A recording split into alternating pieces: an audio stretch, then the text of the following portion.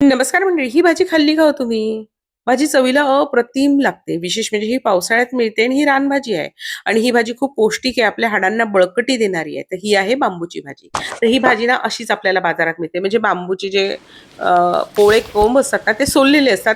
वरतून आपल्याला चिरूनच बाजारात मिळते. तर ₹50 ला एक वाटा मिळतो. तर एक वाटा भाजी मी आणलेली आहे. आता ही भाजी आणल्यावर व्यवस्थित साफ केलेलीच आहे. त्यामुळे आपण आणल्यावर ना अर्धा तास पाण्यात ठेवायची. ते पाणी फेकून द्यायचं. ते पाणी फेकून दिलं, की त्यानंतर त्यामध्ये दुसरं पाणी घालायचंय, कुकरमध्ये भाजी घालायची आणि कुकरला एक 4 ते 5 शिट्ट्या कमीत कमी काढायच्या आहे आणि शिट्टी झाल्यावर सुद्धा बघायचंय, की भाजी व्यवस्थित शिजली की नाही. नसेल शिजली तर पुन्हा एकदा कुकर लावा. आणि हिची डिटेल रेसिपी ना आपल्या चॅनलवर अपलोड आहे. ती सुद्धा बघा.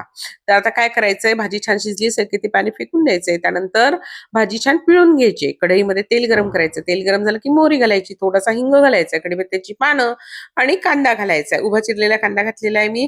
कांदा घातल्यावर मस्त तो नरम होऊ द्यायचा. कांदा नरम झाला की ठेचलेली लसूण आणि अ, जिरं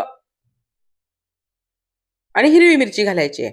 हे छान परतलं गेलं की त्यामध्ये थोडंसं मीठ म्हणजे चवीनुसार मीठ घालून घ्यायचं. त्यानंतर आपण यामध्ये बेसिक मसाले घालायचे. म्हणजे मसाला घालायची गरजच नाही. यामध्ये आपण घालायचं यामध्ये हळद आणि लाल तिखट, धना पावडर घालायची. म्हणजे आपल्याला गरम मसाला, कुठला काळा मसाला घालायची गरज नाही. भाजीला स्वतःची खूप छान चव असते आणि उगीच सगळ्याच भाज्यांमध्ये खूप सारे मसाले घालायचे नाही.